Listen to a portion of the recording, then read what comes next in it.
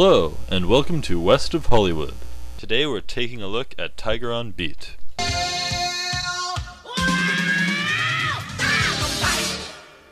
Tiger on Beat is a Hong Kong buddy cop film released in 1988, featuring Chow and a lesser-known American Chinese dude named Conan Lee. It's one of those nostalgic 80s HK films from what many people consider to be the golden age of Hong Kong film, when Hong Kong production companies were pretty much turning out 4 films a week. That's supposed to be a joke, although likely not far from the truth. As such, the film is essentially your average mixed bag of comedy, romance, drama, largely of the mellow variety, and action. But this film definitely leans more towards the action and comedy side.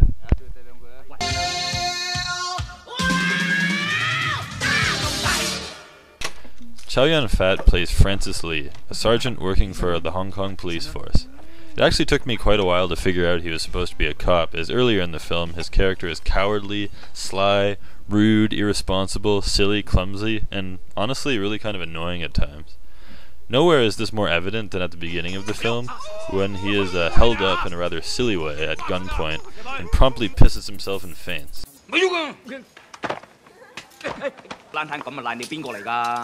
But as the film continues, he hardens up and becomes generally more of a likable badass. The transition is a little awkward and sudden, but this sort of scene progression is a sort of staple of 80s and 90s Hong Kong films, and honestly one of the reasons why I enjoy them so much.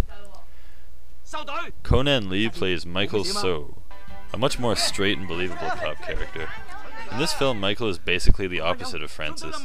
He's much more by the book and proper as a cop, but he will never back down from a fight, and this is evident throughout the film and gets him into trouble at times. I suppose you could say Francis is the brains and Michael is the brawn, although that is a bit of a stretch. Better to say that they're just two sides of the same coin. But Michael is much more of a getting shit done kind of guy. Nina Lee Chi plays Mary Donna. Yeah, that's actually her name in the movie. Mary Donna is the seemingly naive sister of a gangster named Ping, who works for a bunch of drug dealers and eventually gets dragged into a huge mess of a drug deal gone wrong, making her a marked woman. As such, she is the source of much of the conflict in the film. She's pushy, naive, and obviously does not understand the gravity of her situation, which honestly makes her kind of an annoying character at times. She is, however, easy on the eyes, and smartens up later on in the film, so I suppose we can forgive her.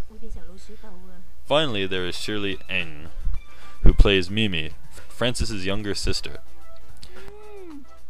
Mimi doesn't have much presence in the film until later on, when she becomes the love interest for Michael and gets captured by the bad guys and uses bait. She's basically the good girl who is safe and conventional.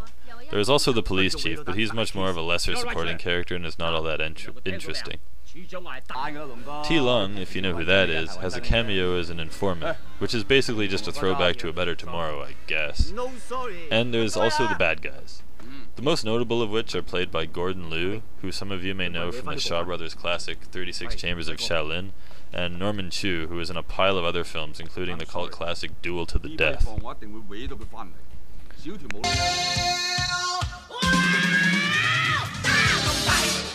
The story is your average Hong Kong buddy cop fare. Basically, two unlikely cops who aren't too fond of each other, Francis and Michael, in this case, are paired together and put on an assignment where they must investigate a drug cartel smuggling coke and surfboards from Thailand. Yes, surfboards. One of the gangsters, Ping, is in on some side business with the Thais and is skimming off the top. Eventually he almost gets found out and goes into hiding, but not before he gets his little sister, Mary Donna, an aerobics instructor at a local gym, to sell his last bit of ill-gotten coke to pay for his exodus out of Hong Kong. She meets up with a buyer in a hotel, and almost entirely by chance, Francis and Michael happen to be in the same place, and using their detective's intuition, they happen to suspect her.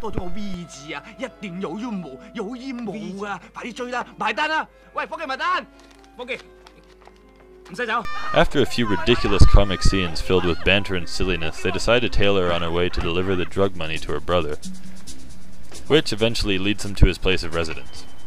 Mary Donna is about to give Ping the money when Francis and Michael intervene, and a chase scene happens in where both Francis and Michael lose their pants. Hilarious.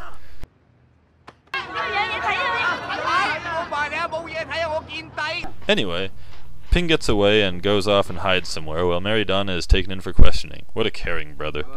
At the station, Mary Donna plays hardball and is tight-lipped. Eventually they let her go, but keep an eye on her in case Ping tries to contact her.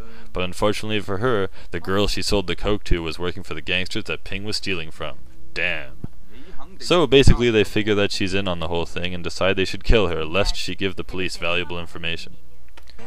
After Francis and Michael figure out that the gangsters are trying to kill her, the rest of the film is pretty much them trying to prevent her untimely demise, while trying to put a stop to the cartel once and for all, in a number of fun and decently choreographed action scenes.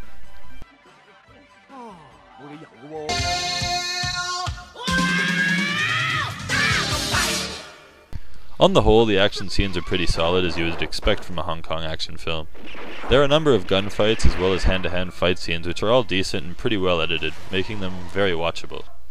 The sound editing is a little spotty at times, but it doesn't take away too much from the action. Conan Lee is in good shape, and it shows, as he performs all the hand-to-hand fight scenes and exhibits his martial arts background in a number of creative and prop-filled fight scenes. I would have to say the fight scenes are not as polished or complex as some of the more high-profile Hong Kong action movies that were made around that time, but they're far from the worst.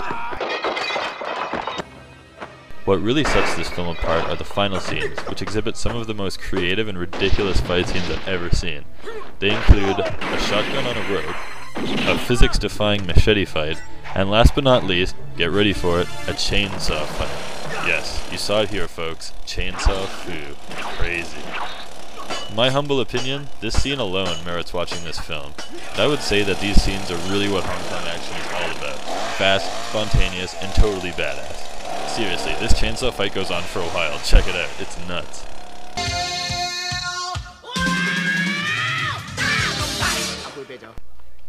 I would have to say that Tiger on Beat is generally a good time. The comedy will definitely not be for everyone, though, as it could be considered largely lowbrow and slapstick.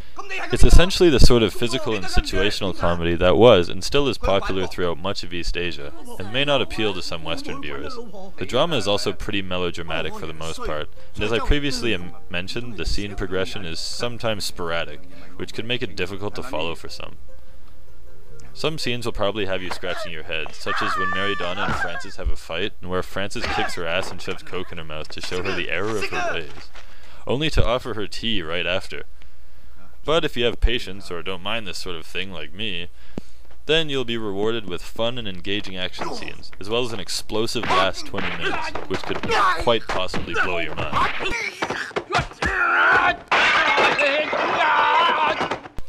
The characters, while silly at times, are generally likable and fun to watch, as there are some good exchanges between them at times.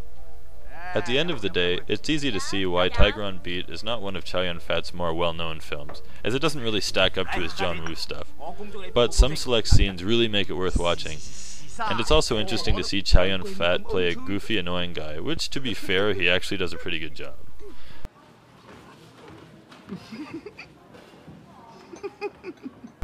For those reasons and more, I would definitely recommend Tiger on Beat to any Chow Yun-fat Hong Kong cinema or action movie fan. This film is available through most East Asian media internet retailers such as Yes Asia, but if you happen to see it in a shop or something, you might want to check it out. I doubt you'll be disappointed. I mean, who could be disappointed by a chainsaw fight? After this film, Conan Lee went on to star in a number of other Hong Kong action movies, but apparently later found it difficult to get roles in Hong Kong. Some attribute this to his being born and raised in the States. He eventually went back stateside and has been acting in many TV and direct-to-home movie films since. A sequel to Tiger on Beat was made, and it was called Tiger on Beat 2, fancy that. It didn't really have much to do at all with the first, except that Conan Lee was in both as a dude named Michael. I'll show that one at a later date. Well, that's all, folks. Until next time, which will hopefully be next week or something. Peace!